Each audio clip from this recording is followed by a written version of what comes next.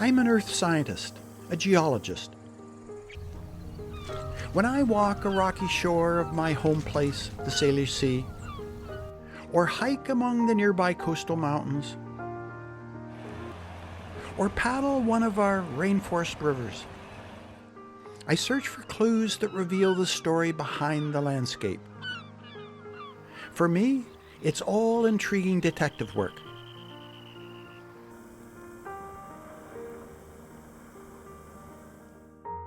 Asking the question, how did nature create this place?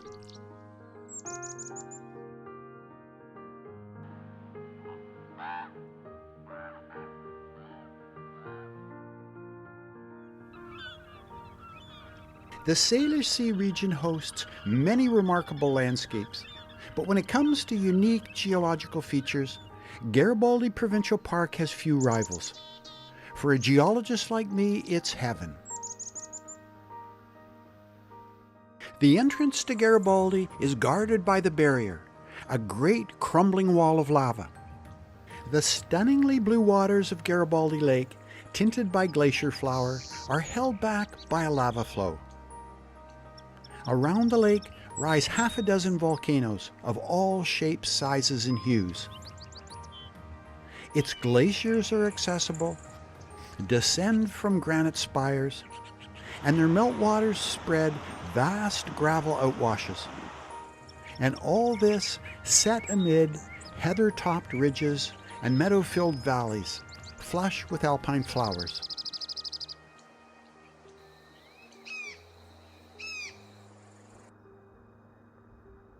Garibaldi Park lies in southwestern British Columbia, between Vancouver and the ski resort town of Whistler. Being so close to Vancouver, Garibaldi Park has drawn visitors for a century. To its glorious alpine meadows, sweeping vistas, and stunning mountains. The park's name draws from the great mountain that rises above it all, Mount Garibaldi, known to the Squamish peoples as Inchikai, meaning dirty place, a name that reflects the muddy floods that cascade off its very erodible slopes.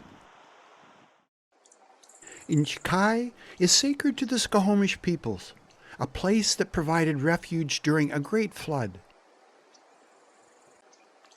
Inchikai, Mount Garibaldi, is a volcano and sister to the other great cascade volcanoes of the Pacific Northwest, such as Comocultion Mount Baker in Washington State, southeast of Vancouver, and Tahoma Mount Rainier, that rises above Seattle and Tacoma. All these volcanoes reflect the ongoing collision between vast tectonic plates deep beneath our feet, so slow as to be imperceptible, that is, until an earthquake rumbles. This ongoing tectonic collision melts rock 80 kilometers deep in the earth. Every once in a while, that melted rock leaks to the surface, and a volcano erupts, as did Mount St. Helens in 1980. I've been exploring wild places with my brother Tim since we were kids. A decade ago, Tim and I, with the assistance of BC Park staff, explored many of the geological features of Garibaldi Park. In doing so, we poked into many of its wild corners.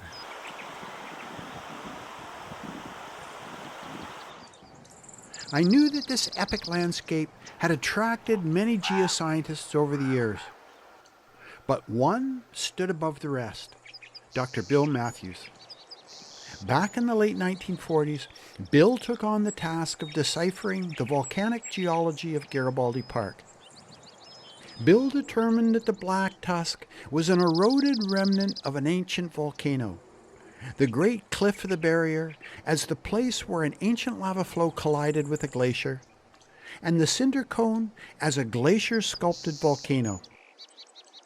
Through his research, Bill Matthews developed a whole new branch of earth science, the interaction of ancient volcanic eruptions with glaciers, and the dramatic landforms they create, a field now often called fire and ice geology. But of all of Garibaldi's geological puzzles, none was more confounding to Bill Matthews than the table. This strikingly flat-top butte is completely out of character with the ragged terrain that surrounds it. Its horizontal summit would look much more at home in the desert country of the American Southwest. The table rises above a great apron of broken rock fragments. Its top is flat, sides close to vertical, and its color is black. Bill could see semi-horizontal bands and layers exposed in its steep walls. And it was clear to him that some of these layers were cut by regularly spaced vertical cracks, known to geologists as columnar joints, that are a feature of ancient lavas. Columnar joints form as lava rock cools, contracts, and cracks into such regular hexagonal columns that they seem implausible as a work of nature.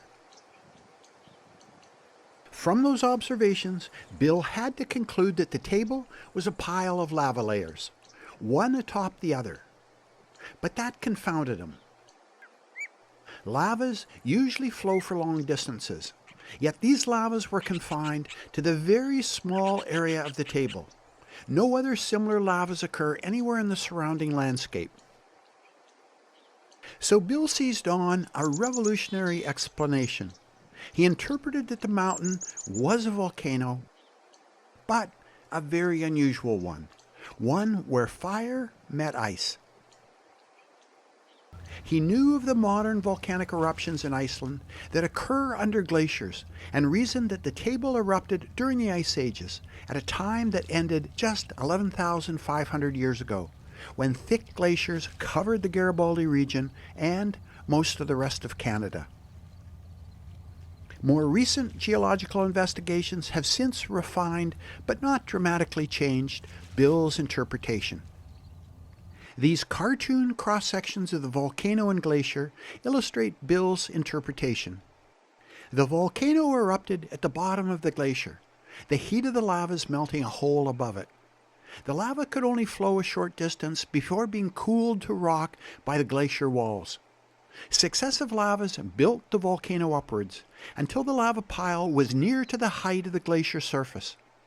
Bill also surmised that as the glacier flowed around the volcano, some lava spilled down into the space between volcano and glacier. Over time, a pile of short lava flows had created a mountain, something like a stack of pancakes, hidden within the glacier. When the glaciation ended, the glacier melted back, revealing the table volcano.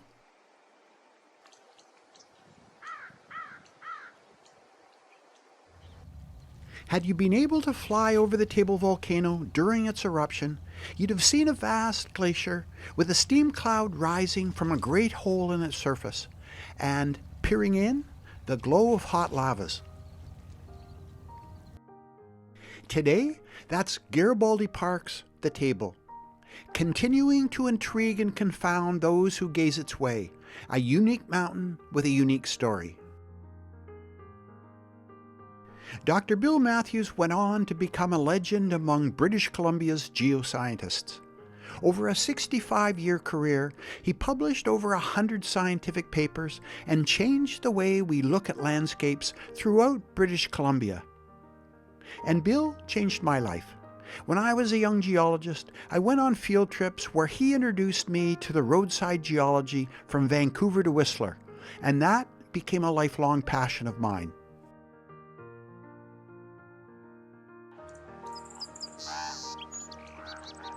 Tim and my explorations of wild Garibaldi Park have been full of wonder and astonishment, curious always as to why things are as they are.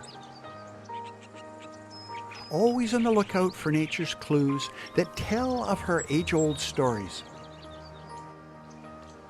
And that's nature's great gift.